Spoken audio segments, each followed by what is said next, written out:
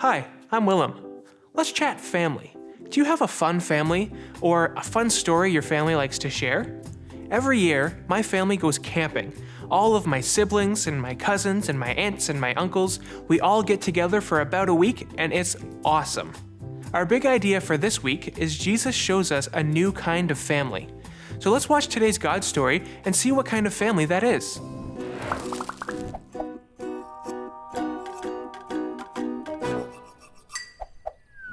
Fun fact, did you know that the Eiffel Tower was almost temporarily relocated to Canada in 1967?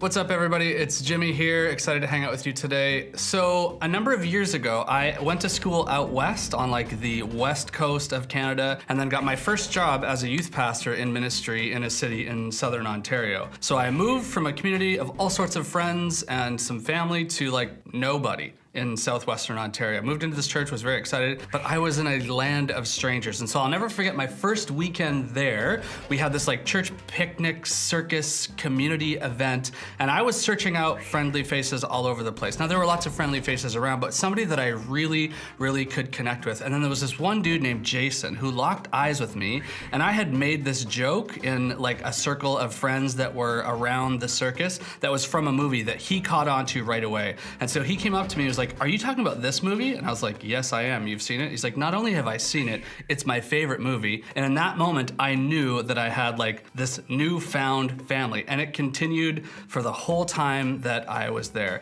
And so that leads me to today's big idea, which is that Jesus shows us a new kind of family.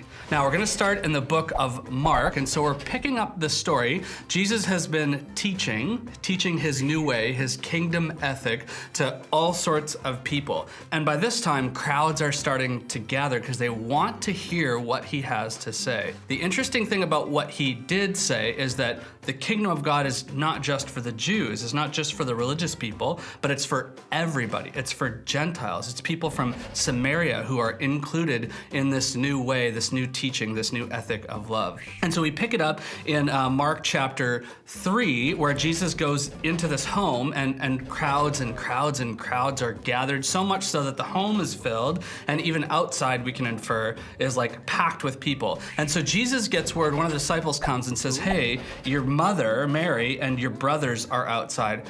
And Jesus sort of stops them in their tracks and says, "Well, who is my mother? Who is my brother? In a sense, who really is my family?" Now, at first pass, we might say, "Jesus, dude, a little salty, settle down. You know who your mother is. You know who your brothers are. This is your family." And in the context of like first century Judaism, your family was everything. Jesus is actually changing the script here. He's actually identifying like, so who is family? Who gets in? It's everybody. It's actually an inclusive statement, not something that Jesus is being dramatic with to exclude. So let's pick it up in Mark chapter 3, starting in verse 31. Then Jesus' mother and brothers came to see him. They stood outside and sent word for him to come out and talk with them. And there was a crowd sitting around Jesus, and someone said, "Your mother and your brothers are outside asking for you." And Jesus replied, "Well, who is my mother? Who are my brothers?" And then he looked at those around him and said, "Look, these are my mother and brothers. Anyone who does God's will is my brother and sister and mother." So this is a huge statement for Jesus to make. Now remember, who you came from, your family line was very important in terms of religiosity at the day. And Jesus, in one fell swoop, with tons of people around him, probably Jewish, Gentile, and otherwise, chooses to use this as a teaching moment. His family, blood family, is outside, waiting, listening, wanting to connect with him. And instead of just leaving the crowds where they are or ignoring his family, he includes everyone. He uses it as a teachable moment to say, okay, let's understand this. We know what the understanding of a first century Jewish family is, but it's bigger than that. God's economy of family, God's embrace of love is bigger than that. So who is my brother? Who is my sister? Who is my mother? Who is my father? Well, God is Father, and then we're all in. We're all brothers and sisters together because Jesus shows us a new kind kind of family. So you, me, we are not alone. You on the other side of this camera, you're my brother, you're my sister, I'm your brother. It's Jesus' estimation of like, we are in this together. And so Jesus really does show us a new kind of family. I hope that makes sense. I hope you can look around at the room that you're in and see your sisters and your brothers and say, hey, we're in this together. We're a spiritual family. But for now, hope you have a great rest of your day. Peace. Jesus said anyone who does what his Father wants is his brother or his sister or his mother, and that gave me a totally different take on family.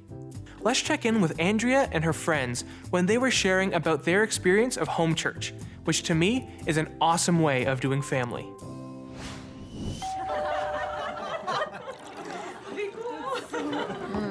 Oh, these are really good. The first time that I went to home church, this person opens the door, and I'm assuming there will be a full home church of people, and there was only 2 other leaders because no one else showed up. First time I went to home church, I was super nervous about it, and then I finally worked up the courage to go, knocked on the door, and it turns out that they actually canceled home church that week. But I didn't get the memo because I was new. And then I came back the next week, and I showed up just as half of the group was leaving for this compassion event. So the home church leader encouraged me to come with them, or she said, you can stay here and wait for the rest of the group to show up. So I decided to, of course, sit in a stranger's apartment for what felt like hours, and I waited for people to show up. Why did you keep coming back, though? I guess I just felt like I really needed to stick with it. I knew that I wanted to grow in my faith, and I knew that community was a big part of that. So I just kept on coming back, even though it was a little bit challenging at first. Wow, that's awesome. I think for me, I was like, oh my gosh, I'm missing so much just from, only going on a Sunday morning. Because now I get to be in community, I'm able to ask questions, and we're also able to take what we learned from Sunday and put that into practice. Yeah, that's cool, I guess. I'm just here for the free snacks.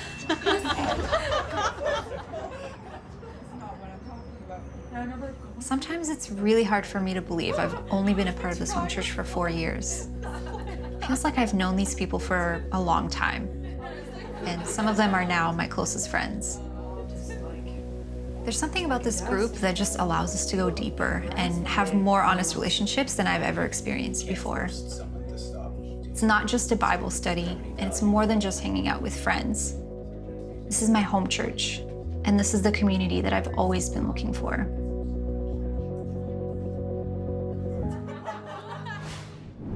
It was good to hear the stories Andrea, Tika, and the others shared, and it showed that it's not always easy to take that first step to join a new group, but that it's worth it no matter your first experience. And even though Brandon said that he's just there for the snacks, I could see that they're all good friends and that it means a lot to them to be part of a church family. Let's break into our small groups and see what this looks like in our lives.